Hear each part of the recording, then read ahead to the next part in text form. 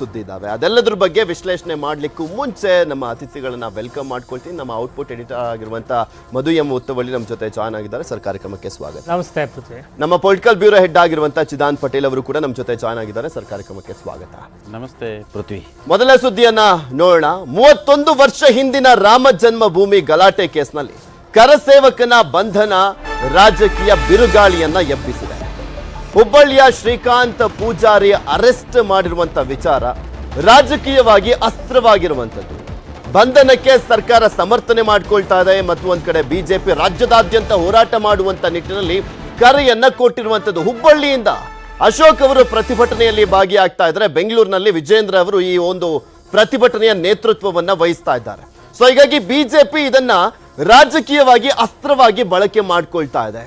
ಬಯಸದೇ ಬಂದಂತ ಅಸ್ತ್ರ ಅಂತ ಹೇಳಿದ್ರು ಕೂಡ ತಪ್ಪಾಗ್ಲಿಕ್ಕಿಲ್ಲ. ಎಂತ ಸಂದರ್ಭ ಇದು!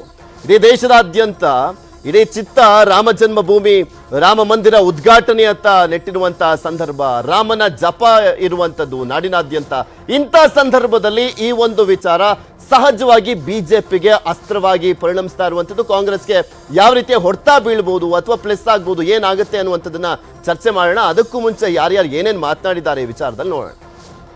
ರಾಮ ಮಂದಿರ ಆದದ್ದಕ್ಕೆ ಕಾಂಗ್ರೆಸ್ ಪಾರ್ಟಿ ಅತ್ಯಂತ ಸಂಕಟ ಆಗ್ತಾಯಿದೆ. ಕಾಂಗ್ರೆಸ್ ಪಾರ್ಟಿ ಹೊಟ್ಟೆ ಕಿಚ್ಚನಿಂದ ವರ್ತಿಸ್ತಾ ಇದ್ದಾರೆ. ಸೊ ಇದು ಸರಿಯಲ್ಲ. ಅಪರಾಧಿಗಳನ್ನು ಬೆಂಬಲ ಕೊಡ್ತಾ ಇದ್ದಾರಲ್ಲ, ಅವರು ನೀಚತನ. ಆಯ್ತು, ಈಗ ಮಾಡಿದ್ರಿ ಅಂತ ತಪ್ಪೇನು? ಈಗ ಮಾಡಿರೋದು ವಿಳಂಬ ಆಗಿರೋದೇ ನಿಜ. ಈಗ ಮಾಡಬಾರ್ದು ಅಂತ ಇದೆಯಾ? ಪ್ರಹ್ಲಾದ್ ಜೋಶಿ ಅವ್ರೇನು ಲೀಗಲ್ ಎಕ್ಸ್ಪರ್ಟ್ ಏನ್ರಿ? ಅವರೇ ಕೋರ್ಟ.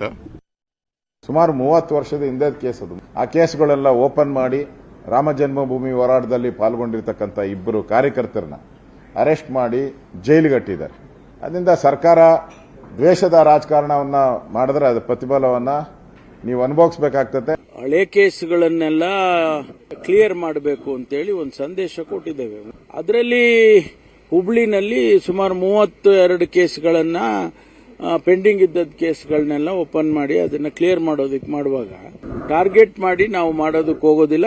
ಇದಕ್ಕೆ ಆ ಬಣ್ಣ ಕಟ್ಟೋದು ಸೂಕ್ತ ಅಲ್ಲ ಅಂತ ಹೇಳಿ ನಾನು ಹೇಳೋದಕ್ಕೆ ಬಯಸ್ತೇನೆ.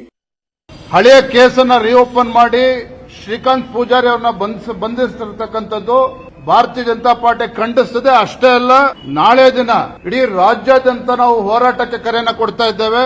ಈಗ ತಪ್ಪು ಮಾಡದವ್ರು ಏನ್ ಮಾಡ್ಬೇಕು? ತಪ್ಪು ಮಾಡದವ್ರನ್ನ ಏನ್ ಮಾಡ್ಬೇಕ್ರಿ? ಸುಮ್ನೆ ಬಿಟ್ಬಿಡ್ಬೇಕಾ?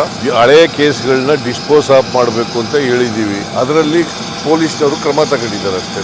ಚಳುವಳಿಯ ಜೊತೆಗೆ ಎಲ್ಲರ ಮನದ ಸದಿಚ್ಛೆಗಳು ಈಡೇರ್ತಿರುವಂತ ಈ ಶುಭ ಗಳಿಗೆಯಲ್ಲಿ 31 ವರ್ಷದ ಹಿಂದೆ ಯಾವುದೋ ಗಲಾಟೆ ಆಗಿತ್ತು ಅಂತ ಆ ಕೇಸ್ ವಾಪಸ್ ತೆಗೆದು ಈಗ ಬಂಧಿಸ್ತಾರೆ ಅಂತ ಹೇಳಿದ್ರೆ ಇವ್ರ ಪಾಪದ ಕೂಡ ತುಂಬಿದೆ, ಈ ಸರ್ಕಾರದ ಪಾಪದ ಕೂಡ ತುಂಬಿದೆ. ಇದೇ ವಿಚಾರಕ್ಕೆ ಸಂಬಂಧಪಟ್ಟಂತೆ ಚರ್ಚೆಯನ್ನ ಮಾಡ್ತಾ ಹೋಗೋಣ. ಮಧು, 31 ವರ್ಷದ ಹಿಂದಿನ ಪ್ರಕರಣ. ಹಾಗೆ ಈ 2024ರ ಸಂದರ್ಭದಲ್ಲಿ ರಾಮನ ಮಂದಿರ ಉದ್ಘಾಟನೆಯ ಸಂದರ್ಭ ದೊಡ್ಡ ಮಟ್ಟದಲ್ಲಿ ಚರ್ಚೆ ಆಗ್ತಾ ಇದೆ. ರಾಮನ ಜಪ ಇರುವಂಥದ್ದು, ಎಲ್ಲಿ ನೋಡಿದ್ರು ಕೂಡ ಜೈ ಶ್ರೀರಾಮ್ ಘೋಷಣೆಗಳು ಮುಳುಗ್ತಾ ಇರುವಂಥದ್ದು. ಇಂಥ ಸಂದರ್ಭದಲ್ಲಿ ಒಂದು ರೀತಿಯಾಗಿ ಕಾಕತಾಳೀಯನೋ ಏನೋ ಇದೇ ಟೈಮ್ನಲ್ಲಿ ಈ ಪ್ರಕರಣ ಸಿಕ್ಕಿರುವಂಥದ್ದು. ಇದು ರಾಜಕೀಯವಾಗಿ ಅಸ್ತ್ರ ಆಗ್ತಾ ಇದೆ. ಕಾಂಗ್ರೆಸ್ಗೆ ಯಾವ ರೀತಿಯಾಗಿ ಮುಳು ಆಗ್ಬೋದು ಅಥವಾ ಯಾವ ರೀತಿಯಾಗಿ ನೋಡ್ಬೋದು ಈ ಪ್ರಕರಣವನ್ನ ಅಂತ? ಪೃಥ್ವಿ, ಡ್ಯೂ ಪ್ರಾಸೆಸ್ ಅಂತ ಬಂದಂಥ ಸಂದರ್ಭದಲ್ಲಿ ಲಾ ಅಂಡ್ ಆರ್ಡರ್ ಮತ್ತು ಏನು ಕೋರ್ಟ್ ಸೂಚನೆ ಏನಿದೆ ಆ ಲೆಕ್ಕಾಚಾರದಲ್ಲಿ ಏನೋ ದರೋಡೆ, ಕಳ್ಳತನ, ಅದು ಇದು ಎಲ್ಲ ಪ್ರಕರಣಗಳನ್ನು ಕೂಡ ಏನೋ ಪರಿಗಣಿಸಿದಂತೆ ಇದನ್ನು ಕೂಡ ಒಂದು ಮಾಡಿದ್ದಾರೆ. ಆದರೆ ಈಗ ಸೆಲೆಕ್ಟಿವ್ ಆಗಿ ಅವ್ರು ಬಿಟ್ಟಿದ್ದಿದ್ರೆ ಇದನ್ನ ಎಗೇನ್ ಏನು ಅಲ್ಪಸಂಖ್ಯಾತರು ಅಂತ ಬರೀ ಲಿಪ್ ಸರ್ವಿಸ್ ಅಷ್ಟೇ ಅವರು, ಅಥವಾ ಏನು ಬರೀ ನಾವು ಬಿಜೆಪಿ ವಿರುದ್ಧ ಅವ್ರ ಸೈದ್ಧಾಂತಿಕ ವಿರುದ್ಧ ಹೋರಾಟ ಮಾಡ್ತೀವಿ ಅನ್ನೋದು ಲಿಪ್ ಸರ್ವಿಸು ಬಿಟ್ರೆ ಏನು ಎಲ್ಲವೂ ಇವ್ರದ್ದು ಅಡ್ಜಸ್ಟ್ಮೆಂಟೇ ಅಂತ ಅದು ಒಂದು ರೀತಿ ಕಲರ್ ಆಗೋದು. ಇವಾಗ ಮಾಡಿರೋದು ಬಿಜೆಪಿಗಂತೂ ನಿಜವಾಗ್ಲೂ ಕೂಡ ಅವರಿಗೆ ಆಸ್ ಎ ಪಾರ್ಟಿ ಸಿಹಿ ಸುದ್ದಿ. ಅದರಲ್ಲೂ ವೈಯಕ್ತಿಕವಾಗಿ ಪ್ರಹ್ಲಾದ್ ಜೋಶಿ ಅವರಿಗೆ ಬೈಟ್ ಕೊಟ್ಟರಲ್ಲ, ಅವ್ರಿಗಂತೂ ಇನ್ನೂ ಒಳ್ಳೆ ಸುದ್ದಿ. ಯಾಕಂದರೆ ಅವರ ಕ್ಷೇತ್ರದಲ್ಲಿ ಆದಂಥ ವ್ಯತ್ಯಾಸಗಳು, ಆಗ್ತಾ ಇರುವಂಥ ವ್ಯತ್ಯಾಸಗಳು, ಏನೋ ಬರ್ತಿರುವಂಥ ಏನೋ ಗ್ರೌಂಡ್ ಲೆವೆಲ್ ರಿಪೋರ್ಟ್ಗಳು ಅದನ್ನೆಲ್ಲ ಪರಿಗಣಿಸಿದಂಥ ಸಂದರ್ಭದಲ್ಲಿ ಒಂದು ಮೊಮೆಂಟಮ್ ಬಿಲ್ಡ್ ಆಗಲಿಕ್ಕೆ ವೈಯಕ್ತಿಕವಾಗಿ ಅವ್ರಿಗೂ ಕೂಡ ಮತ್ತು ಬಿಜೆಪಿಗೆ ಈ ಟೈಮಿಂಗು ತುಂಬ ರಾಂಗ್ ಆಗಿದೆ ಕಾಂಗ್ರೆಸ್ಗೆ ಖಂಡಿತವಾಗಿ. ಯಾಕಂದರೆ ರಾಮ ಜನ್ಮಭೂಮಿ ಅನ್ನುವಂಥದ್ದು ಒಂದು ಅಸ್ಮಿತೆ, ಒಂದು ದೊಡ್ಡ ಮಟ್ಟದ ಆಂದೋಲನ ಆಗ್ತಿರುವಂಥ ಈ ಸಂದರ್ಭದಲ್ಲಿ ಅದರ ಮೂಲವನ್ನು ಕೆದಕುವಂಥ ಒಂದು ಏನು ಕಹಿ ನೆನಪುಗಳನ್ನು ಅಥವಾ ಕಹಿ ಘಟನೆಗಳನ್ನು ಕೆದಕುವಂಥ ಮತ್ತು ಆ ಮೂಲಕ ಏನು ತಮ್ಮನ್ನು ತಾವು ಸೆಲ್ಫ್ ಗೋಲ್ ಮಾಡ್ಕೊತಾ ಇದ್ದಾರೆ ಅನ್ನುವಂಥದ್ದು ಕೂಡ ಮೇಲ್ನೋಟ ಕಾಣಿಸ್ತಾ ಇದೆ. ಆದರೆ ಸಿದ್ದರಾಮಯ್ಯ ಅವರ ಮಾತಲ್ಲಿ ತುಂಬ ಡಿಸಿಸಿವ್ ಆಗಿರುವಂಥ ಸ್ಟೇಟ್ಮೆಂಟ್ ಇದೆ, ತಪ್ಪು ಮಾಡಿದವ್ರು ಬಿಟ್ಟುಬಿಡ್ಬೇಕು. ಅದು ಪ್ರತಾಪ್ ಸಿಂಹ ಅವರ ತಮ್ಮನ ಪ್ರಕರಣದಲ್ಲೂ ಅಂಥದ್ದೇ ಸ್ಟೇಟ್ಮೆಂಟನ್ನು ಕೊಡ್ತಾರೆ, ಇದರಲ್ಲೂ ಸ್ಟೇಟ್ಮೆಂಟನ್ನು ಕೊಡ್ತಾರೆ. ಯಾಕಂದರೆ BJP ಅವರು ED IT ಅಂತ ಮಾಡಿದಂಥ ಸಂದರ್ಭದಲ್ಲಿ ತಪ್ಪು ಮಾಡಿದವ್ರನ್ನ ಬಿಡಬೇಕಂದ್ರೆ ಸರಿಯಾಗಿದ್ರೆ ಅಂತ ಅವರು ಕೂಡ ಮಾತನಾಡ್ತಾರೆ. ಸೊ ಆವಾಗ ಕಾಂಗ್ರೆಸ್ ಕೂಡ ಇದೇ ಒಂದು ಮಾತು ವೆಂಡಾಟಾ ಪಾಲಿಟಿಕ್ಸ್ ಅಂತ ಕಾಂಗ್ರೆಸ್ ಕೂಡ ಹೇಳ್ತೆ.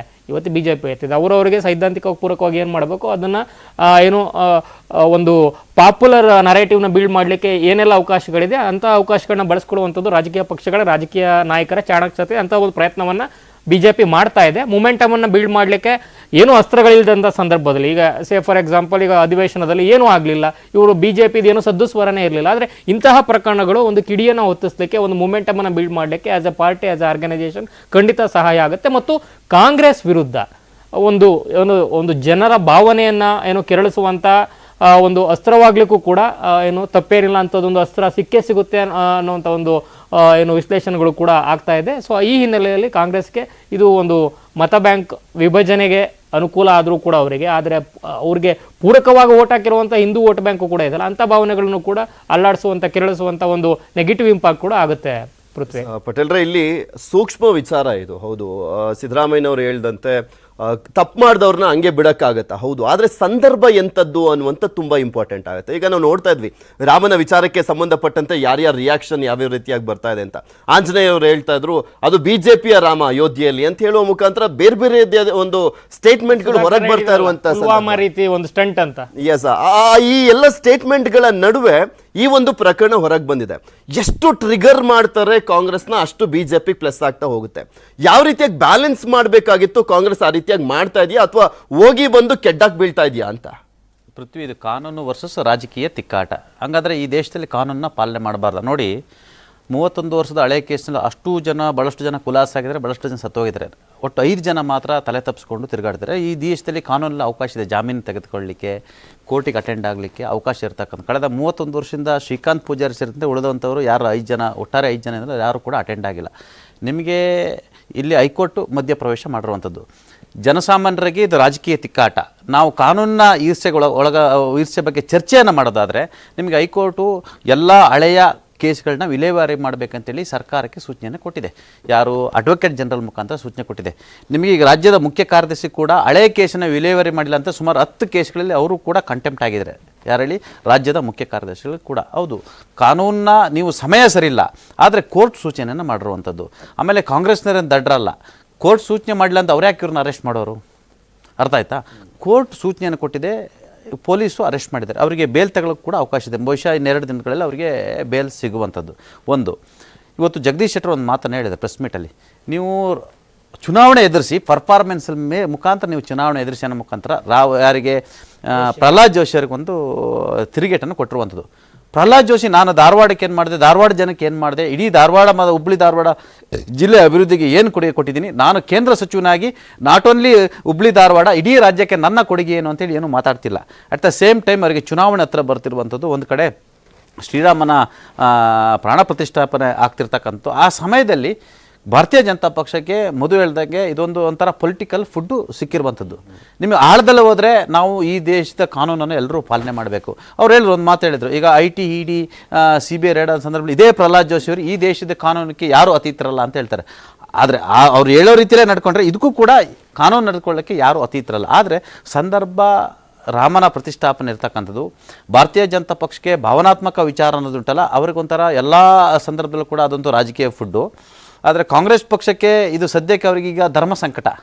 ಯಾವ ರೀತಿ ಧರ್ಮ ಸಂಕಟ ಅಂದರೆ ಡಿಫೆಂಡ್ ಮಾಡ್ಕೊಳ್ಳೋಂಗಿಲ್ಲ, ವಿರೋಧ ಮಾಡ್ಕೊಳ್ಳೋಂಗೂ ಇಲ್ಲ. ಹಾಗಾಗಿ ಒಬ್ಬ ಮುಖ್ಯಮಂತ್ರಿ ಆದಂಥವ್ರು ತಪ್ಪು ಅಂತ ಹೇಳಂಗೆ, ಯಾಕಂದರೆ ಅದು ಕಂಟೆಂಪ್ಟ್ ಆಗುತ್ತೆ. ಒಬ್ಬ ಚೀಫ್ ಮಿನಿಸ್ಟರ್, ರಾಜ್ಯವನ್ನು ಆಳ್ತಕ್ಕಂಥ ಚೀಫ್ ಮಿನಿಸ್ಟರ್ ಏನಾದರೂ ಹೇಳಿದರೆ, ಇಲ್ಲ ಅದು ತಪ್ಪು ಮಾಡಿದ್ದಾರೆ, ನಾನು ಪೊಲೀಸ್ರಿಗೆ ಮಾತಾಡ್ತೀನಿ, ಅವ್ರನ್ನ ಅರೆಸ್ಟ್ ಮಾಡಬಾರ್ದು ಅಂತ ಹೇಳಿದ್ರೆ ಅದು ನಿಮಗೆ ಹೌದು ಕೋರ್ಟ್ ನಿಂದನೆ ಆಗುತ್ತೆ. ನೀವು ಈ ದೇಶದ ಈ ನೆಲದ ಕಾನೂನನ್ನು ಒಬ್ಬ ಮುಖ್ಯಮಂತ್ರಿಗಳು ಹೇಳೋಂಗಿಲ್ಲ. ಮುಂದೆ ಇದೇ ಯಾವ ಕೋರ್ಟ್ ಹೇಳಿತ್ತು ಇವ್ರನ್ನ ಹಳೆ ಪ್ರಕರಣ ವಿಲೇವಾರಿ ಮಾಡಿ ಅಂತೇಳಿ, ಆ ಕೋರ್ಟ್ನ ಹೇಳ್ತಕ್ಕಂಥ ನ್ಯಾಯಾಧೀಶರೇ ಮುಂದೊಂದು ದಿನ ಮುಖ್ಯಮಂತ್ರಿಗಳಿಗೆ ನೋಟಿಸ್ ಇಶ್ಯೂ ಮಾಡತಕ್ಕಂಥ ಅವಕಾಶಗಳಿಗೂ ಇರ್ತಕ್ಕಂಥದ್ದು. ಹಾಗಾಗಿ ಮುಖ್ಯಮಂತ್ರಿಗಳು ಕಾನೂನನ್ನು ಯಾರು ಪರಿಪಾಲನೆ ಮಾಡಿದ್ದಾರೆ, ಹಳೆ ಕೇಸನ್ನು ಬಿಟ್ಬಿಡೋಕ್ಕಾಗತ್ತೆ ಅಂತ ಹೇಳ್ತಾರೆ. ಆದರೆ ಈ ಕೇಸಿನಲ್ಲಿ ಇರ್ತಕ್ಕಂಥವ್ರು ಕೂಡ ಅವ್ರಿಗೂ ಕೂಡ ಜವಾಬ್ದಾರಿಯನ್ನು ನಾವು ಅರ್ಥಕೊಳ್ಬೇಕು. ಉಳಿದ ಎಲ್ಲರೂ ಕೂಡ ಕೇಸಲ್ಲಿ ಕೋರ್ಟಿಗೆ ಅಟೆಂಡ್ ಆಗಿದ್ದಾರೆ. ಉಳಿದ ಎಲ್ಲರೂ ಕೂಡ ತುಂಬಾ ಜನ ಆಲ್ಮೋಸ್ಟ್ ಎಲ್ಲ ಕೇಸ್ ಖುಲಾಸೆ ಆಗಿರುವಂಥದ್ದು ಸರಿಯಾದ ಸಾಕ್ಷಿ. ಆದ್ರೆ ಟೈಮಿಂಗ್ಸ್ ಆದ್ರೆ ಅದನ್ನ ರಾಜಕೀಯ ಪಕ್ಷಗಳಿಗೆ ಏನ್ ಸ್ವಾಮಿ, ರಾಜಕೀಯ ಚುನಾವಣೆ ಅಷ್ಟೇ. ಜನಸಾಮಾನ್ಯರಿಗೆ ಏನ್ ಗೊತ್ತು? ಈಗ ಯಾರಿಗೆ ಗೊತ್ತು? ಯಾರಿಗೆ ಡಿಫಾಗ್ ಹೋಗ್ತಾರ ಯಾರಾದ್ರೂ? ಇದು 31 ವರ್ಷದ ಕೇಸು, ಎಲ್ಲರೂ ಅಟೆಂಡ್ ಆಗಿ ಕೋರ್ಟ್ ಹೇಳಿದೆ ಅಂತ ಯಾರಿಗೆ ಗೊತ್ತು? ನಾವು ಚರ್ಚೆ ಮಾಡ್ತಾ ಇದೀವಿ. ಆದ್ರೆ ರಾಜಕಾರಣಿಗಳು ಹೇಳೋ ಸಂದರ್ಭದಲ್ಲಿ ಹೌದು ಇಲ್ಲ ಇದು ರಾಮನ ಭಕ್ತಿಗೆ ಅವಮಾನ, ಈ ಸಂದರ್ಭದಲ್ಲಿ ಕಾಂಗ್ರೆಸ್ ಸಹಿಸಲ್ಲ ಅಂತ ಹೇಳ್ತಾರೆ. ಆದರೆ ನಿಜವಾಗಿ ಆಳವಾಗಿ ಯಾರು ಚೆಕ್ ಮಾಡ್ತಾರೆ? ನೀವು ಸೋಷಿಯಲ್ ಮೀಡಿಯಾ ತಗೊಳ್ಳಿ, ಯಾರೋ ಒಂದು ಪೋಸ್ಟ್ ಮಾಡ್ತಾರೆ, ಅದನ್ನೇ ಡಿಸೈಡ್ ಮಾಡ್ಕೊತಾರೆ. ಯಾರು ರಿಸರ್ಚ್ ಮಾಡ್ತಾರೆ, ಯಾರು ಅದು ಹಿನ್ನೆಲೆಗೆ ಹೋಗ್ತಾರೆ? ಸದ್ಯದ ಪರಿಸ್ಥಿತಿಯಲ್ಲಿ ಇದು ಕಾನೂನು ವರ್ಸಸ್ ರಾಜಕೀಯ. ಸರ್ಕಾರ ಕಾನೂನು ಅಂತಿದೆ, ಭಾರತೀಯ ಜನತಾ ಪಕ್ಷ ಅದರಲ್ಲೂ ಪ್ರಹ್ಲಾದ್ ಜೋಶಿ ಅಂತವರಿಗೆ ಅಲ್ಲಿ ಚುನಾವಣಾ ಅಜೆಂಡಕ್ಕೆ ಒಂದು ಕ್ರಿಯೇಟ್ ಮಾಡೋಕ್ಕೆ ಒಂದು ಅಜೆಂಡಾ ಸೆಟ್ ಮಾಡ್ಲಿಕ್ಕೆ ಒಂದು ಅವಕಾಶ ಸಿಕ್ತು. ಆ ಅಜೆಂಡಾನ ನಾಟ್ ಓನ್ಲಿ ಪ್ರಹ್ಲಾದ್ ಜೋಶಿ ಅದನ್ನ ಸೆಟ್ ಮಾಡ್ಕೊಂತಿಲ್ಲ, BY ವಿಜೇಂದ್ರ ಕೂಡ ರಾಜ್ಯಾಧ್ಯಕ್ಷ ಆಗಿದ್ದಾರೆ. ಹಾಗಾಗಿ ನಾಳೆ ರಾಜ್ಯಾದ್ಯಂತ ಪ್ರತಿಭಟನೆಯನ್ನು ಮಾಡ್ತಿದ್ದಾರೆ. ಒಟ್ಟಾರೆ ಎಲ್ಲರೂ ಕೂಡ ಈ ನೆಲದ ಕಾನೂನನ್ನು ಗೌರವಿಸಬೇಕು ಮತ್ತು ಧರ್ಮದ ವಿಚಾರಗಳು ಬಂದಾಗ ಕೂಡ ಸೂಕ್ಷ್ಮ ಕೂಡ ವರ್ತನೆ ಮಾಡಬೇಕು. ಅದೇ ಟೈಮಲ್ಲಿ ನೀವು ಡಿಜೆಲ್ಲಿ KJಹಳ್ಳಿ ಅಂತವ್ರು ಕೆಲವರು ಅಮಾಯಕರಿದ್ದಾರೆ ಅಂತ ಹೇಳುವಂತ ನಾಯಕರುಗಳು ಇಲ್ಲಿ ತಪ್ಪು ಮಾಡಿದವ್ರು ಬಿಡ್ಬೇಕಾ ಅಂತ ಕೇಳುವಂತ ಸಂದರ್ಭದಲ್ಲಿ ಅಲ್ಲಿ ಒಂದು ತುಲನೆ ಮತ್ತು ಅಲ್ಲಿ ಒಂದು ಏನು ವ್ಯತ್ಯಾಸಗಳು ಮತ್ತು ರಾಜಕೀಯವಾಗಿ ಅವಕಾಶಗಳು ಮಾತನಾಡಲಿಕ್ಕೆ ಆಸ್ಪದಗಳು ಸಿಗುತ್ತೆ. ಸೊ ಆ ಸಂದರ್ಭದಲ್ಲಿ ಪ್ರಿಫರೆನ್ಷಿಯಲ್ ಟ್ರೀಟ್ಮೆಂಟ್ ಬರುತ್ತಲ್ಲ, DJಹಳ್ಳಿ KJಹಳ್ಳಿ ಕಣ್ಣಾರೆ ಈಗ 30 ವರ್ಷದ ಬಿಟ್ಬಿಡಿ, ಈಗ ನಡೀತಾ ಇರೋದನ್ನೇ ನೀವು ಬಿಟ್ಬಿಟ್ಟಿದ್ದಾರೆ, ಅದನ್ನೆಲ್ಲ ಅಮಾಯಕರು ಅಂತ ಹೇಳ್ತೀರಾ. ಮಂಗಳೂರಲ್ಲಿ ಏನೋ ಶಾರಿಕಿದ್ರದೆಲ್ಲ ಮುಗ್ದರು ಅಂತ ಹೇಳ್ತೀರಾ, ಅವು ಕೂಡ ಮ್ಯಾಟರ್ ಆಗುತ್ತೆ. ಸೊ CT ರವಿ ಅವರು ಅದನ್ನೇ ಮೆನ್ಷನ್ ಮಾಡ್ತಿದ್ರು. PFI SDPI ಪ್ರಕರಣಗಳು ಬಂದ್ಬಿಟ್ರೆ ವಾಪಸ್ ತಗೊಂಡ್ಬಿಡ್ತೀರಾ ಪಟ್ಟಂತ. ಇದು 31 ವರ್ಷದ ಹಿಂದಿನ, ಈಗ ಜನಕ್ಕೆಲ್ಲ 55-60 ವರ್ಷ ಮಧ್ಯದಲ್ಲಿ ಒಂದು ಮೆನ್ಷನ್ ಮಾಡ್ತೀನಿ. ನಿಜವಾಗ್ಲೂ ಇವ್ರಿಗೆ ಕಾಳಜಿ ಇದ್ದಿದ್ರೆ, ಇವ್ರಿಗೂ ಬದ್ಧತೆ ಇದ್ರೆ, ಇವ್ರಿಗೂ ಕೂಡ ಸರ್ ಯಾರೋ ಪಾಪ 31 ವರ್ಷದಿಂದ ಕರ ಸೇವಕರು ಪ್ರೊಟೆಸ್ಟ್ ಮಾಡಿದ್ದಾರೆ, ಹೋರಾಟ ಮಾಡಿದ್ದಾರೆ, ಸುಮಾರು ಜನ ಈಗಾಗಲೇ ಸತ್ತೋಗಿದ್ದಾರೆ. ಎಷ್ಟು ಜನ ಇವತ್ತು ಕೋರ್ಟಿಗೆ 31 ವರ್ಷ ತನಕ ಅಲ್ದಾಡ್ತಿದ್ದಾರೆ.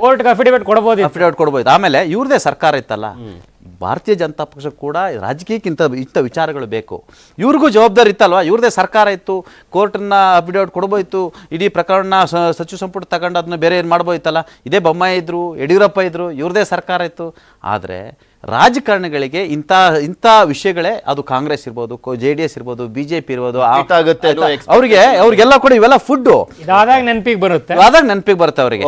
ಓಕೆ ಮುಂದಿನ ಸುದ್ದಿಗೆ ಹೋಗೋಣ. ಲೋಕಸಭಾ ಚುನಾವಣೆಗೆ ಇನ್ನೇನ್ ಕೆಲ ತಿಂಗಳಷ್ಟೇ ಬಾಕಿ ಉಳಿದಿರುವಂತದ್ದು. ರಾಜ್ಯದ ಎಲ್ಲಾ ಲೋಕಸಭಾ ಕ್ಷೇತ್ರಗಳಲ್ಲಿ ಈಗಿನ ಟ್ರೆಂಡ್ ಏನಿದೆ? ಹಾಗಾದ್ರೆ ಅಲ್ಲಿನ ಘಟಾನುಘಟಿ ನಾಯಕರು ಏನ್ ಹೇಳ್ತಾರೆ, ಆಕಾಂಕ್ಷಿಗಳು ಯಾರೆಲ್ಲ ಬಲ ಯಾವ ರೀತಿಯಾಗಿದೆ ಅನ್ನೋದನ್ನ ಹೇಳ್ತೀವಿ. ಇಂದಿನ ಕ್ಷೇತ್ರ ಕುರುಕ್ಷೇತ್ರದಲ್ಲಿ ಇಂದು ಧಾರವಾಡ ಲೋಕಸಭಾ ಕ್ಷೇತ್ರದ ಚಿತ್ರಣ ಹೇಗಿದೆ ಅನ್ನುವಂಥದ್ರ ಬಗ್ಗೆ ನೋಡೋಣ.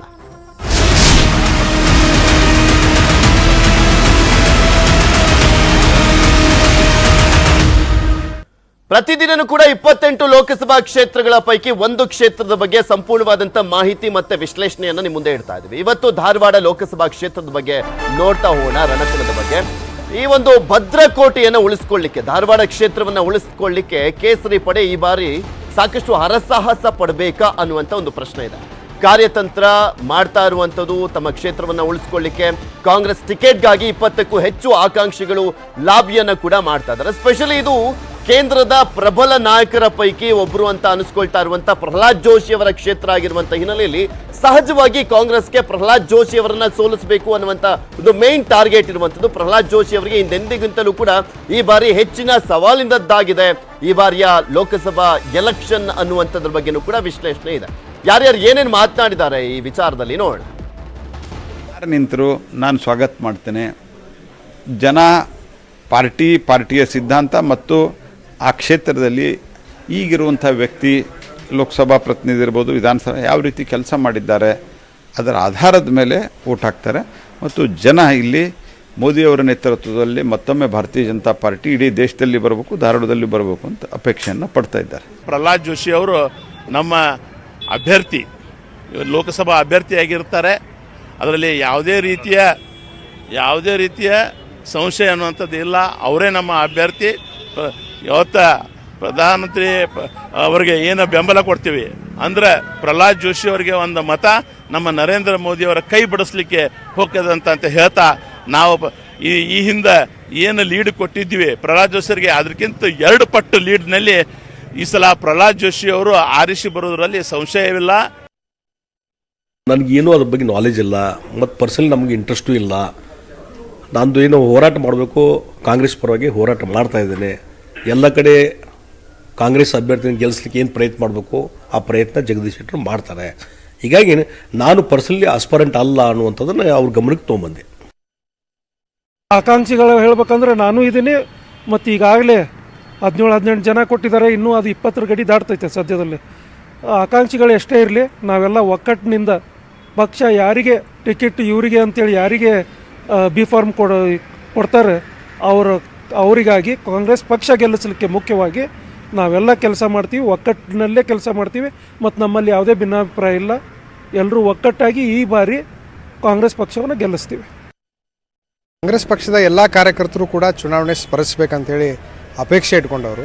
ನಾನು ಮೊನ್ನೆ ದಿನ ವೀಕ್ಷಕರು ಬಂದಾಗ ನನ್ನ ಅಪೇಕ್ಷೆನ ಅವ್ರ ಮುಂದೆ ನಾನು ವಿವರವಾಗಿ ತಿಳಿಸಿದ್ದೇನೆ.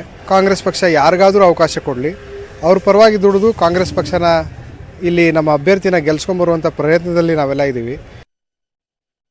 ವಿಚಾರದ ಬಗ್ಗೆ ಚರ್ಚೆಯನ್ನು ಮಾಡ್ತಾ ಹೋಗೋಣ. ಮಧು, ಇಲ್ಲಿ ಪ್ರಮುಖವಾಗಿ ಗಮನಿಸುವಂಥದ್ದು ಅಂದರೆ ಧಾರವಾಡ ರಾಜ್ಯದ ಹೈ ವೋಲ್ಟೇಜ್ ಲೋಕಸಭಾ ಕ್ಷೇತ್ರಗಳ ಪೈಕಿ ಅದು ಕೂಡ ಒಂದು. ಬಿಕಾಸ್ ಅಲ್ಲಿ ಪ್ರಹ್ಲಾದ್ ಜೋಶಿ ಅವರು ಅತ್ಯಂತ ಪ್ರಬಲ ಮಂತ್ರಿಗಳ ಪೈಕಿ, ಮೋದಿಯವರ ಜೊತೆಲಿರುವಂಥ ಟೀಮ್ನ ಪೈಕಿ ಅವರು ಕೂಡ ಒಬ್ಬರಾಗಿರುವಂಥ ಹಿನ್ನೆಲೆ. ಅದರ ಜೊತೆಗೆ ಈ ಬಾರಿ ಸಾಕಷ್ಟು ಸವಾಲುಗಳನ್ನು ಎದುರಿಸಬೇಕಾಗಿದೆಯಾ ಪ್ರಹ್ಲಾದ್ ಜೋಶಿ ಅವರು ಅಂತ. ಬಿಕಾಸ್ ಜೋಡೆತ್ತಿನ ರೀತಿಯಲ್ಲಿ ಜಗದೀಶ್ ಶೆಟ್ಟರ್ ಅವರು ಮತ್ತೆ ಪ್ರಹ್ಲಾದ್ ಜೋಶಿ ಅವರು ಇಷ್ಟು ದಿನ ಎಲೆಕ್ಷನ್ ಎದುರಿಸ್ಕೊಂಡ್ ಬಂದಿದ್ರು. 27 ವರ್ಷದಿಂದ ಅಲ್ಲಿ ಬಿಜೆಪಿಯ ಭದ್ರಕೋಟೆ ಆಗಿರುವಂಥದ್ದು. ಈ ಬಾರಿ ಒಂದ್ ಕಡೆ ಲಿಂಗಾಯತ ವಿರೋಧಿ ಅನ್ನುವಂತ ಒಂದು ಅಣೆಪಟ್ಟಿಯನ್ನ ಕಟ್ಟಲಾಗ್ತಾ ಇದೆ. ಅದರ ಜೊತೆಗೆ ಅವ್ರು ಬಿಟ್ರೆ ಮತ್ತೊಂದು ಆಪ್ಷನ್ ಇಲ್ಲ ಬಿಜೆಪಿಗೆ. ಆದ್ರೆ ಕಾಂಗ್ರೆಸ್ ನಲ್ಲಿ ನೋಡಿದ್ರೆ 20 ಜನ ಆಕಾಂಕ್ಷಿಗಳು, ಎಲ್ಲ ಒಂದ್ ಕಡೆ ಪ್ರಬಲ ಅಭ್ಯರ್ಥಿಗಳಿಲ್ಲ ಅನ್ನುವಂಥದ್ದು. ಒಂದ್ ಕಡೆ ಸವಾಲು ಮತ್ತೆ ಕಾಂಗ್ರೆಸ್ಗೆ ಇರುವಂತ ಒಂದು ಅಂದ್ರೆ ಕಂದಕ ಅಂತ ನೋಡಿದ್ರೆ ಯಾವ ರೀತಿಯಾಗಿ ನೋಡಿ ಸವಾಲು 50,000 ಬ್ರಾಹ್ಮಣ ಮತಗಳು, 6 ಲಕ್ಷ ಲಿಂಗಾಯತ ಮತಗಳು, 1.25 ಲಕ್ಷ ಮರಾಠ ಅನ್ಕೊಬಹುದು, ಅದು ಒಂದು ತಕ್ಕಡಿ. ಇನ್ನೊಂದು ಕಡೆ ಕುರ್ಬಾ ಮತಗಳು ಹತ್ತತ್ರ 1,90,000, ಮುಸ್ಲಿಂ ಮತಗಳು 2.25 ಲಕ್ಷ ಮೇಲೆ, ಮತ್ತೆ ಇತರ SC ST ಮತಗಳು 3 ಲಕ್ಷ. ಇದು ಒಂದು ಕಡೆ ತಕ್ಕಡಿ. ಇದರ ಮಧ್ಯೆ ಮೋದಿಯವರ ಒಂದು ನಾಮಬಲ ಮತ್ತು ಆಡಳಿತ ವಿರೋಧಿ ಅಲ್ಲ. ಯಾಕಂದರೆ 20-25 ವರ್ಷದ ನಂತರ, 25 ವರ್ಷಗಳ ನಂತರ ನಿರಂತರವಾಗಿ ಏನು ಅಲ್ಲಿ ವಿಜಯ ಸಂಕೇಶ್ವರ ಅವರು ಏನು ಗೆದ್ದ ನಂತರ ಏನು BJP ಭದ್ರಕೋಟೆ ಆಯಿತು, ಕಾಂಗ್ರೆಸ್ ಭದ್ರಕೋಟೆ, ಅದಾದ ನಂತರ ಇವರು ಬದಲಾದ ಪರಿಸ್ಥಿತಿಯವರು ಕನ್ನಡ ನಾಡು ಎಲ್ಲ ಪಕ್ಷ ಮಾಡಿದ್ದಕ್ಕೆ ಇವ್ರಿಗೆ ಸಿಕ್ತು. ಅಲ್ಲಿಂದ ಕಂಟಿನ್ಯೂಟಿ ಆಗಿದೆ. ಯಾಕೆ? ಅಲ್ಲಿರುವಂಥ ಒಂದು ಕೋರ್ ವೋಟ್ ಬ್ಯಾಂಕ್ ಏನಿದೆ, caste arithmetic plus Hindutva plus BJPಯ ಪರವಾಗಿರುವಂಥ ವಾತಾವರಣ ಎಲ್ಲವೂ ಸೇರಿ ಪ್ರಹ್ಲಾದ್ ಜೋಶಿ ಅವರಿಗೆ ಅನುಕೂಲಕರವಾಗಿತ್ತು. ಆದರೆ ಈ ಸಲ ಕಳೆದ ವಿಧಾನಸಭಾ ಚುನಾವಣೆಯ ಎಫೆಕ್ಟು ತುಂಬ ದೊಡ್ಡ ಮಟ್ಟದಲ್ಲಿ ಈಗಲೂ ಕೂಡ ಗುಪ್ತಗಾಮಿನಿ ರೀತಿ ಇದೆ ಅನ್ನುವಂಥದ್ದಕ್ಕೆ ಶೆಟ್ಟರ್ ಅವರು ಶತಾಯಗತಾಯ ತಮ್ಮ ಸೋಲಲ್ಲ, ಆದರೆ ಪ್ರಹ್ಲಾದ್ ಜೋಶಿ ಅವರ ಸೋಲೇ ನನ್ನ ಗೆಲುವು ಅನ್ನೋ ರೀತಿ ನಿರ್ಣಾಯಕವಾಗಿ ಓಡಾಡ್ತಿರುವಂಥದ್ದು. ಎಲ್ಲ ಜಾತಿ ಸಮಾವೇಶಗಳಲ್ಲಿ ಆಮೇಲೆ ಮತ್ತು ಎಲ್ಲ ಕಾರ್ಯಕ್ರಮಗಳಲ್ಲಿ ಒಂದು ಲೋಕಸಭಾ ವ್ಯಾಪ್ತಿಯಲ್ಲಿ ಎಲ್ಲೇ ಸಿಗಲಿ ಹೋಗ್ತಾ ಇರುವಂಥದ್ದು. ಮತ್ತು ಸಾಧ್ಯ ಆದಷ್ಟು BJPಯಲ್ಲಿರುವಂಥ ಮಾಜಿ ಶಾಸಕರುಗಳನ್ನು ಕೂಡ ರ್ಯಾಡರಲ್ಲಿ ಇಟ್ಕೊಂಡು, ಫಾರ್ ಎಕ್ಸಾಂಪಲ್ ಈಗ ಶಂಕರ್ ಪಾಟೀಲ್ ಮುನೇನಕೊಪ್ಪ ಅಂತವರು ಅವರು ಸಚಿವರಾಗೋದ್ರಲ್ಲಿ ಹಿಂದಿನ ಸರ್ಕಾರಗಳಲ್ಲಿ ಜಗದೀಶ್ ಶೆಟ್ಟರ್ ಅವರ ಪಾತ್ರ ಇತ್ತು. ಸೊ ಅವರ ಒಂದು ಫಾಲೋವರ್ ಕೂಡ ಇದ್ದಾರೆ. ಈ ಚಿಕ್ಕನಗೌಡರು ಬೇಜಾರಾಗಿದ್ರು, ಬೇರೆ ಬೇರೆ ವಿಚಾರ, ಟಿಕೆಟ್ ಮತ್ತೊಂದು ಯಡಿಯೂರಪ್ಪನವರ ಸಂಬಂಧಿ, ಈಗ ವಿಜಯೇಂದ್ರ ಅವ್ರ ಫ್ಯಾಕ್ಟ್ರಿಲಿ ಮತ್ತು ಅವರನ್ನ ನ್ಯೂಟ್ರಲ್ ಮಾಡುವಂಥ ಪ್ರಯತ್ನಗಳು ನಡೀತಿರ್ಬೋದು. ಆದರೆ ಅದೆಲ್ಲದರ ಹೊರತಾಗಿಯೂ ಕೂಡ ಏನು ಜೋಶಿ ಅವರಿಗೆ ಅಲ್ಲಿ ಲಿಂಗಾಯತ ಅಸ್ಮಿತೆ ಅನ್ನುವಂಥ ಒಂದು ಜಾತಿ ಅಸ್ಮಿತೆ ವಿರುದ್ಧ ನಿಂತಿರೋದ್ರಿಂದ ಮೋದಿಯವರ ನಾಮಬಲ, ಇವರ ಒಂದು ಸಂಘಟನೆಯ ಮುಖಾಮುಖಿಯಾಗಿ ಜಾತಿ ಅಸ್ಮಿತೆ ಈ ಸಲ ಅಲ್ಲಿ ಮೈಗೂಡ್ಕೊಂಡಿರೋದ್ರಿಂದ ಮತ್ತು ಕಾಂಗ್ರೆಸ್ನ ಗ್ಯಾರಂಟಿ ಮತ್ತು ಸಿದ್ದರಾಮಯ್ಯ ಅವರ OBC ಬ್ಯಾಂಕು ಮತ್ತು ಕಾಂಗ್ರೆಸ್ನ ಸಂಘಟನೆ ಮತ್ತು ಅಲ್ಲೂ ಕೂಡ ಒಂದಷ್ಟು ಪ್ರತಿಷ್ಠೆಯಾಗಿ ತೆಗೆದುಕೊಂಡಿರುವಂಥ ಸ್ಥಳೀಯ ನಾಯಕರುಗಳ ಹಿನ್ನೆಲೆಯಲ್ಲಿ ಸವಾಲು ಖಂಡಿತ ಇದೆ. ಅದರ ಸವಾಲಿನ ಜೊತೆಗೆ ಈಗ ಸ್ಮಾರ್ಟ್ ಸಿಟಿ ಡೆವಲಪ್ಮೆಂಟ್ ಅಂತ ಸಾವಿರಾರು ಮಾತುಗಳನ್ನು ಆಡುವಂಥ ಏನು ಇಂಥ ಮುತ್ಸದ್ದಿ ನಾಯಕರುಗಳು, ಹಿರಿಯ ನಾಯಕರುಗಳು ಅವರ ಕ್ಷೇತ್ರವನ್ನು ರೀಸೆಂಟಾಗಿ 2-3 ದಿವಸದ ಹಿಂದೆ ಹುಬ್ಬಳ್ಳಿಯಲ್ಲಿ ಪಾಸ್ ಆಗ್ಬೇಕಾದ್ರೆ ನೋಡಿ ಇನ್ನೂ ಕೂಡ ಏನು ಕಿತ್ತು ಬಿಸಾಕಿರುವಂಥ ರೋಡ್ಗಳಿದ್ದಾವೆ. ಆ ಬಸ್ ನಿಲ್ದಾಣವನ್ನು ನೋಡಿದ್ರೆ KSRT ಬಸ್ ನಿಲ್ದಾಣವನ್ನು ಅಫ್ಕೋರ್ಸ್ ಅದು ಸ್ಟೇಟಿಗೂ ಬರುತ್ತೆ, ಇದು ಬರುತ್ತೆ. ಆದರೆ ಒಬ್ಬ ಸಂಸದರಾಗಿ, ಹಿರಿಯ ಸಚಿವರಾಗಿ ಇವರ ಕಾಂಟ್ರಿಬ್ಯೂಷನ್ ಯಾವ ರೀತಿ ಇದೆ ಅನ್ನೋಂಥದ್ದು ಕೂಡ ಮಾನಿಟರ್ ಆಗುತ್ತಲ್ಲ, ಅದು ಕೂಡ ಒಂದು ಮೆರಿಟೋರಿಯಸ್ ಆಗಿ ನೋಡಬೇಕಲ್ಲ. ಅಂಥದ್ದನ್ನು ನೋಡಿದ್ರೆ ನಗರ ಕೇಂದ್ರಿತ ಪ್ರದೇಶಗಳಲ್ಲಿ ಅಂಥ ಒಂದು ಡೆವಲಪ್ಮೆಂಟ್ ಇರಬೇಕಾದ್ರೆ ಒಟ್ಟಾರೆ ಲೋಕಸಭಾ ವ್ಯಾಪ್ತಿಯಲ್ಲಿ ಏನು ಇಂಪ್ಯಾಕ್ಟ್ ಆಗಿದೆ ಅನ್ನೋಂಥದ್ದು ಕೂಡ ಗುಪ್ತಗಾಮಿನಿಯಾಗಿ ಅಲ್ಲೊಂದಷ್ಟು ಆಡಳಿತ ವಿರೋಧ ಎಲ್ಲ ಇದ್ದೇ ಇರುತ್ತೆ. ಅದನ್ನು ಕಾಂಗ್ರೆಸ್ ಯಾವ ರೀತಿ ಎನ್ಕ್ಯಾಶ್ ಮಾಡಿಕೊಡುತ್ತೆ ಇನ್ ಟರ್ಮ್ಸ್ ಆಫ್ ಜೊತೆಗೆ ಗ್ಯಾರಂಟಿಯ ಏನು ಸಪ್ಲಿಮೆಂಟರಿಯ ಒಂದು ವಿಶ್ವಾಸದ ಜೊತೆಗೆ ಮತ್ತು ಅಲ್ಲಿರುವಂಥ ಲೋಕಲ್ ಅಸ್ಮಿತೆಯ ನಾಯಕರುಗಳು, ವಿನಯ್ ಕುಲಕರ್ಣಿ ಇರ್ಬೋದು, ಅವ್ರ ಬ್ರದರ್ ಹೆಸರು ಕೇಳಿ ಬರ್ತಾ ಇದ್ದಾರೆ, ವೈಫ್ ಹೆಸರು ಕೇಳಿ ಬರ್ತಾ ಇದೆ, ಶಿವಲೀಲಾ ಕುಲಕರ್ಣಿ, ಯಾವ ಕ್ಯಾಸ್ಟ್ ಕಾಂಬಿನೇಷನ್ ವರ್ಕ್ ಮಾಡ್ತಾರೆ. ಮತ್ತು ಲಕ್ಷ್ಮೀ ಹೆಬ್ಬಾಳ್ಕರ್ ಅವರು ಅಲ್ಲಿ ಚುನಾವಣಾ ವೀಕ್ಷಕರಾಗಿದ್ದಾರೆ, ಈಗಾಗಲೇ ಏನು ಸಭೆಗಳನ್ನು ಮಾಡಿದ್ದಾರೆ, ಸುಮಾರು 20 ಹೆಸರುಗಳೆಲ್ಲ ಬಂದಿವೆ ಈಗಾಗಲೇ ಹೇಳಿದಂಗೆ. ಮತ್ತು ಅವರ ಒಂದು ಸಂಬಂಧಿ ರಜತ್ ಉಳ್ಳಾಗಡ್ಡಿ ಕೂಡ ಓಡಾಡ್ತಾ ಇದ್ದಾರೆ, ಶೆಟ್ಟರ್ ಅವರಿಗೆ ಕ್ಷೇತ್ರ ತ್ಯಾಗ ಮಾಡಿಕೊಡ್ತೀನಿ ಅನ್ನೋ ಲೆಕ್ಕಾಚಾರದಲ್ಲಿ. ಆದರೆ ಕಾಂಗ್ರೆಸ್ಸಲ್ಲಿ ಇರುವಂಥ ಅತಿಯಾದ ಅಭ್ಯರ್ಥಿಗಳ ಆಯ್ಕೆಯ ಗೊಂದಲ ಮತ್ತು ಇಲ್ಲಿ ನಡೀತಾ ಇರುವಂಥ ಪ್ರೋ ಹಿಂದುತ್ವ ಇರುವಂಥ ಮೂಮೆಂಟ್ಗಳು ಕಾಂಗ್ರೆಸ್ಗೆ ಮುಳುವಾಗಬಹುದು. ಅದನ್ನ ಬಿಟ್ಟರೆ ಮೋದಿಯವರ ನಾಮಬಲದಲ್ಲೇ ಈ ಸಲ ಜೋಶಿ ಅವರು ಮತ್ತು ಅದಕ್ಕೋಸ್ಕರನೇ ವಿಜೇಂದ್ರ ಅವರನ್ನು ವಿಶ್ವಾಸಕ್ಕೆ ತೆಗೆದುಕೊಳ್ಳುವಂಥ ಈಗ ಮೊನ್ನೆ ಯತ್ನಾಳ್ ಅವರ ವಿಚಾರದಲ್ಲಿ ಮಾತನಾಡಿದ್ರು, ಈ ರೀತಿ ಎಲ್ಲ ಬಹಿರಂಗವಾಗಿ ಮಾತನಾಡಬಾರ್ದು ವಿಜೇಂದ್ರ ವಿರುದ್ಧ, ಅಂದರೆ ಪಕ್ಷದ ಶಿಸ್ತಿನ ವಿರುದ್ಧ ಹೋಗಿ ದೆಹಲಿಯಲ್ಲಿ ಮಾತನಾಡಿ ಅಂತ. ಅವೆಲ್ಲವೂ ಕೂಡ ಮತ್ತೊಂದು ಸುತ್ತಿನ ಒಂದು ಹೊಂದಾಣಿಕೆಯನ್ನ, ಏನು ವರ್ಚಸ್ಸನ್ನ, ಅವಕಾಶಗಳನ್ನ ಮರುಸ್ಥಾಪನೆ ಮಾಡಿಕೊಳ್ಳುವಂತ ಪ್ರಯತ್ನವಾಗಿ ಕಾಣಿಸ್ತಾ ಇದೆ. ಓಕೆ ಪಟೇಲ್ರೆ, ಇಲ್ಲಿ ಪ್ರಮುಖವಾಗಿ ಜೋಶಿ ಅವರು ಎಲ್ಲೋ ಒಂದ್ ಕಡೆ ಈ ಬಾರಿ ತುಂಬಾ ಕಠಿಣವಾಗಿದೆ, ಕಬ್ಬಿಣದ ಕಡಲೆ ಆಗಿದೆ ಆ ಒಂದು ಕ್ಷೇತ್ರ ಅನ್ನುವ ಕಾರಣಕ್ಕೋಸ್ಕರ ಉತ್ತರ ಕನ್ನಡದತ್ತ ಚಿತ್ತವನ್ನ ಆಯಿಸಿದ್ರು ಅನ್ನುವಂತ ಒಂದು ಪ್ರಶ್ನೆ ಕೂಡ ಇತ್ತು. ಅದರ ಜೊತೆಗೆ ಇಲ್ಲಿ ಪ್ರಮುಖ ಲಿಂಗಾಯತ ಮತ ಬ್ಯಾಂಕೇ ಅಲ್ಲಿರುವಂಥದ್ದು. ಅಂಥದ್ರಲ್ಲಿ ಜಗದೀಶ್ ಶೆಟ್ಟರ್ ಅಂತವರು ಹೊರಗಡೆ ಬಂದಿರುವಂಥದ್ದು, ಅವರ ಜೊತೆನೆ ಅವರು ಯಾವಾಗಲೂ ಚುನಾವಣೆನೇ ಎದುರಿಸ್ತಾ ಇದ್ರು. ಹಾಗೆ ವಿನಯ್ ಕುಲಕರ್ಣಿ ಮತ್ತೆ ಪಂಚಮಸಾಲಿ ಹೋರಾಟ, ಆ ಸಂದರ್ಭದಲ್ಲಿ ಇದ್ದಂತ ಟೈಮ್ನಲ್ಲೂ ಕೂಡ ಜೋಶಿ ಅವರು ಎಲ್ಲೋ ಒಂದ್ ಕಡೆ ಒಂದು ಸ್ಪಷ್ಟವಾದಂತ ನಿಲುವನ್ನ ತೆಗೆದುಕೊಳ್ತಾ ಇರಲಿಲ್ಲ. ಬಟ್ ಈ ಬಾರಿ ಅದೆಲ್ಲವೂ ಕೂಡ ಎಲ್ಲೋ ಒಂದ್ ಕಡೆ ಹೊಡೆತ ಬೀಳುವಂತ ಸಾಧ್ಯತೆ ಇದೆ ಅಂತ ಕೂಡ ಹೇಳಲಾಗ್ತದೆ. ಆದ್ರೆ ಪ್ರಬಲ ಅಭ್ಯರ್ಥಿ ಅಂತ ನೋಡೋದಾದ್ರೆ ಜಗದೀಶ್ ಶೆಟ್ಟರ್ ಅಕಸ್ಮಾತ್ ನಿಲ್ಲದೆ ಇದ್ದರೆ ಮತ್ತೊಮ್ಮೆ ಕೇಕ್ ವಾಕ್ ಆಗ್ಬಿಡುತ್ತಾ ಅನ್ನುವಂತ ಒಂದು ಪ್ರಶ್ನೆ ಇದೆ. ಹೇಗೆ ನೋಡ್ಬೋದು ಅದನ್ನ? ನಿಮಗೆ ಈ ಬಾರಿ ಧಾರವಾಡ ನಿಮಗೆ ಇಡೀ ಲೋಕಸಭಾ ಕ್ಷೇತ್ರ ವ್ಯಾಪ್ತಿಯಲ್ಲಿ ನೋಡಿದರೆ ವಿಧಾನಸಭೆ ಚುನಾವಣೆಯಲ್ಲಿ ಪ್ರಹ್ಲಾದ್ ಜೋಶಿ ಅವರದ್ದು ಯಾವುದೇ ರೀತಿ ವರ್ಕೌಟ್ ಆಗಿಲ್ಲ. ಯಾಕಂತ ಹೇಳಿದ್ರೆ ಸುಮಾರು 3 ಕ್ಷೇತ್ರಗಳನ್ನ ಭಾರತೀಯ ಜನತಾ ಪಕ್ಷ ಕಳೆದುಕೊಂಡಿರ್ತಕ್ಕಂಥದ್ದು. ಮತ್ತು ನಿಮಗೆ ಇದೇ ಮೊದಲ ಬಾರಿಗೆ ಧಾರವಾಡ ಲೋಕಸಭಾ ಕ್ಷೇತ್ರದ ಜಾತಿ ಅಸ್ಮಿತೆ ಈಗಾಗಲೇ ಏನು ಚರ್ಚೆ ಆಗ್ತಿರುವಂಥದ್ದು. ನಿಮಗೆ ಮಧು ಹೇಳಿದರು, ನೀವು ಧಾರವಾಡ ಜಿಲ್ಲೆ ಹುಬ್ಬಳ್ಳಿಯನ್ನು ಒಂದು ರೌಂಡ್ ಸುತ್ತಾಕ್ ಬನ್ನಿ, ಪ್ರಹ್ಲಾದ್ ಜೋಶಿ ಅವರು ಸೆಂಟ್ರಲ್ ಮಿನಿಸ್ಟರ್ ಅಂತೇಳಿ ನಿಮಗೆ ಡೌಟ್ ಬಂದ್ಬಿಡುತ್ತೆ. ಯಾಕಂದರೆ ಅವ್ರಿಗೆ ಅವಕಾಶಗಳಿರ್ತವೆ, ಭಾಳಷ್ಟು ಫಂಡ್ಗಳು ತರಲಿಕ್ಕೆ ಅವಕಾಶಗಳಿರ್ತವೆ. ಯಾಕೆ ಅವರು ಅಭಿವೃದ್ಧಿ ಮಾಡಿಲ್ಲ ಅಂತ ಗೊತ್ತಿಲ್ಲ. ಕೇವಲ ಮಾತಾಡೋದು ಬೇರೆ, ಅದೇ ಕೃತಿ ಬೇರೆ. ಅವರು ಬರೀ ಮಾತಾಡ್ಕೊಂಡೇ ಬಂದರು ಅಂತೇಳಿ ಅಲ್ಲಿ ಲೋಕಲ್ ಆರೋಪ ಇರ್ತಕ್ಕಂಥದ್ದು. ಆದರೆ ಈ ಬಾರಿ ಚುನಾವಣೆ ಯಾಕೆ ಅವರಿಗೆ ಮೊದಲ ಥರ ಸುಲಭ ಇಲ್ಲ ಅಂತ ಹೇಳಿದರೆ, ಇದುವರೆಗೂ ಕೂಡ ಅವರು ಪ್ರಹ್ಲಾದ್ ಜೋಶಿಯವರು 4 ಬಾರಿ ಗೆದ್ದಿರ್ತಕ್ಕಂಥವ್ರು. ಅವ್ರು ಹೇಳ್ಬೋದಲ್ಲ, ನನ್ನ ಹೆಸರಲ್ಲಿ ನಾನು ಚುನಾವಣೆ ಮಾಡ್ತೀನಿ. ಇವತ್ತು ಕೂಡ ಅವರು ಪ್ರಧಾನಿ ನರೇಂದ್ರ ಮೋದಿಯವರ ಫೇಸ್ ಮೇಲೆ ನಮ್ಮ ಮೋದಿಯವರಿಗೆ ಓಟ್ ಹಾಕಿ ಅಂತ ಹೇಳ್ತಾರೆ. ನಿಜ ಆಯಿತಾ? ಎಸ್, ಮೋದಿಯವರಿಗೆ ಅವ್ರ ನಾಯಕರಿಗೆ ಹೆಸರಲ್ಲಿ ಕೇಳಿ. ಆದರೆ ನಾನೇನು ಮಾಡಿದ್ದೀನಿ ಅಂತ ಓಟ್ ಕೇಳೋ ಧೈರ್ಯ ಇವತ್ತು ಕರ್ನಾಟಕದ ಯಾವ ಭಾರತೀಯ ಜನತಾ ಪಕ್ಷದ ನಾಯಕನಿಗೂ ಇಲ್ಲ. ಅಂಥ ಸ್ಥಿತಿ ನಿರ್ಮಾಣ ಆಗಿದೆ. ಅಂದರೆ ಅವರ ಇಮೇಜ್ ಯಾವ ಮಟ್ಟಕ್ಕೆ ಹೋಗಿದೆ ಮತ್ತು ಅವರ ಪರ್ಫಾರ್ಮೆನ್ಸ್ ಯಾವ ಮಟ್ಟಕ್ಕಿದೆ ಅನ್ನೋದು ಕೂಡ ಇಲ್ಲಿ ಚರ್ಚೆ ಆಗ್ತಿರುವಂಥದ್ದು. ನಿಮಗೆ ಭಾವನೆಗಳ ವಿಚಾರದಲ್ಲಿ ಮತ್ತು ಪ್ರಧಾನಿ ನರೇಂದ್ರ ಮೋದಿಯವರ ಫೇಸ್ನಲ್ಲಿ ಇವರು ಗೆಲ್ಲಿಕ್ಕೆ ಕೊಟ್ಟಿರ್ತಕ್ಕಂಥದ್ದು. ಆದರೆ ಈ ಬಾರಿಯಲ್ಲಿ ಪಂಚಮಸಾಲಿ ಸಮುದಾಯ ಕೆಲವೊಂದು ಕಡೆ ವಿನಯ್ ಕುಲಕರ್ಣಿ ವಿಚಾರದಲ್ಲಿ ಬೇರೆ ಬೇರೆ ಕಾರಣದಲ್ಲಿ ಪ್ರಹ್ಲಾದ್ ಜೋಶಿಯವರು ಮೂಗು ತೋರಿಸಿದ ಅನ್ಯಾಯ ಆಗಿದೆ ಅಂತೇಳಿ ಅವರ ಆರೋಪ ಇರ್ತಕ್ಕಂಥದ್ದು. ಹಾಗಾಗಿ ವಿನಯ್ ಕುಲಕರ್ಣಿ ಅಥವಾ ವಿಜಯ್ ಕುಲಕರ್ಣಿ ಅಥವಾ ಅವರ ಪತ್ನಿ ಶಿವಲೀಲಾ ಇವರು ಕೂಡ ಸ್ಪರ್ಧೆ ಮಾಡುವ ಸಾಧ್ಯತೆ ಇದೆ ಅಂತ ಹೇಳಲಾಗ್ತದೆ. ಈ ಬಾರಿಯಲ್ಲಿ ಲಿಂಗಾಯತರನ್ನೇ ಇಳಿಸ್ಬೇಕು ಅನ್ನೋದು ಕೂಡ ಕಾಂಗ್ರೆಸ್ನ ಲೆಕ್ಕಾಚಾರ ಇರ್ತಕ್ಕಂಥದ್ದು. ಯಾಕಂತ ಹೇಳಿದ್ರೆ ನೀವು ಲಿಂಗಾಯತ ಮತಗಳು 4 ಲಕ್ಷಕ್ಕೂ ಹೆಚ್ಚು ಇರ್ತಕ್ಕಂಥದ್ದು, OBC ಮತಗಳಿದ್ದಾವೆ, SC ST ಮತಗಳಿದೆ, ಕುರುಬ ಮತಗಳು 1,80,000ಕ್ಕೂ ಹೆಚ್ಚು ಮತಗಳು ಇರ್ತಕ್ಕಂಥದ್ದು, ಮತ್ತು ಅಲ್ಪಸಂಖ್ಯಾತ ಮತಗಳು 1 ಲಕ್ಷಕ್ಕೂ ಹೆಚ್ಚು ಇರ್ತಕ್ಕಂಥದ್ದು. ನಿಮಗೆ ಮರಾಠ ಮತಗಳು 1.5 ಲಕ್ಷ ಇದೆ, ಮತ್ತು ಬ್ರಾಹ್ಮಣ ಮತಗಳು 60ರಿಂದ 70,000 ಇರ್ತಕ್ಕಂಥದ್ದು. ಹಾಗಾಗಿ ಮತ್ತು ಗ್ಯಾರಂಟಿ, ಜಾತಿ ಕಾರಣ, OBC ಕಾರಣ, ಕುರುಬ ಕಾರಣ, ಪಂಚಮಸಾಲಿ ಕಾರಣ, ಈ ಎಲ್ಲ ಕಾರಣಗಳು ಇಟ್ಕೊಂಡು ಕಾಂಗ್ರೆಸ್ ಪಕ್ಷ ಕೂಡ ಅಲ್ಲಿ ಲಿಂಗಾಯತರನ್ನೇ ಇಳಿಸ್ಬೇಕು ಅನ್ನೋದು ಅವ್ರ ಲೆಕ್ಕಾಚಾರ. ನೀವು ಒಂದು ಹಂತದಲ್ಲಿ ಜಗದೀಶ್ ಶೆಟ್ಟರ್ನ ಕೂಡ ಪರೋಕ್ಷವಾಗಿ ಮನವಿ ಮಾಡ್ತಿದ್ದಾರೆ. ಯಾಕಂತ ಹೇಳಿದ್ರೆ ಜಗದೀಶ್ ಶೆಟ್ಟರ್ ನಿಂತರೆ ಟಫ್ ಫೈಟ್ ಆಗ್ಬೋದು ಅಂತ ಹೇಳಿ. ಇದರ ನಡುವೆ ಅಲ್ಲಿ ಚುನಾವಣಾ ವೀಕ್ಷಕರು ಯಾಕೆ ಹಿಂದೆ ಮುಂದೆ ನೋಡ್ತಾ ಇದ್ದಾರೆ ಅಂತ ನಿಂತ್ಕೊಳ್ಳಕ್ಕೆ ಭಯನ, ಎಲ್ಲಾದ್ರೂ ಸೋತ್ ಬಿಟ್ರೆ ಮೋದಿ ಅಲ್ಲಲ್ಲಿ ಅಂತ. ಯಾಕೆಂದ್ರೆ ಅವರಿಗೆ ಟಾರ್ಗೆಟ್ ಇರೋದೇ ಅವರು ನಿಲ್ಲದೆ ಇವರನ್ನ ಸೋಲ್ಸೋದ್ರೆ ಯಶಸ್ವಿ ಆದ್ರೆ ಅಟ್ಲೀಸ್ಟ್ ಅವ್ರು ಸೋತಿದ್ದಕ್ಕಾದ್ರೂ ಒಂದು ಅರ್ಥ ಇರುತ್ತೆ. ಮತ್ತು ನಿಂತು, ಯಾಕಂದ್ರೆ ಒಂದು ಕ್ಷೇತ್ರದಲ್ಲೇ ಗೆಲ್ಲಕ್ಕಾಗಲಿಲ್ಲ ಅಂದ್ರೆ ತೆಂಗಿನಕಾಯಿ ಅವ್ರ ವಿರುದ್ಧ ಇಲ್ಲೂ ಸೋತ್ರೆ ಅದು ಅವರ ರಾಜಕೀಯ ಜೀವನದ ಅಂತ್ಯ. ಜಗದೀಶ್ ಶೆಟ್ಟರ್ ಇದು ನನ್ನ ಕೊನೆ ಚುನಾವಣೆ ಅಂತ ಹೇಳಿದ್ರು ಕಳೆದ ಬಾರಿ. ಆದ್ರೂ ಕೂಡ ಕಾಂಗ್ರೆಸ್ನವರಿಗೆ ಅವರ ಋಣ ಇತ್ತು, ಹಾಗಾಗಿ ಅವ್ರನ್ನ MLC ಮಾಡಿದ್ದಾರೆ. ನೆಕ್ಸ್ಟ್ ಸಂಪೂರ್ಣ ಪುನರ್ರಚನೆ ಆದರೆ ಅವ್ರ ಮಂತ್ರಿ ಆಗೋ ಸಾಧ್ಯತೆ ಇರ್ತಕ್ಕಂಥದ್ದು. ಅವ್ರು ಹೇಳಿದ್ರು ನಾನು ಚುನಾವಣಾ ರಾಜಕೀಯ ಇರಲ್ಲ ಅಂತ ಹೇಳಿದರು.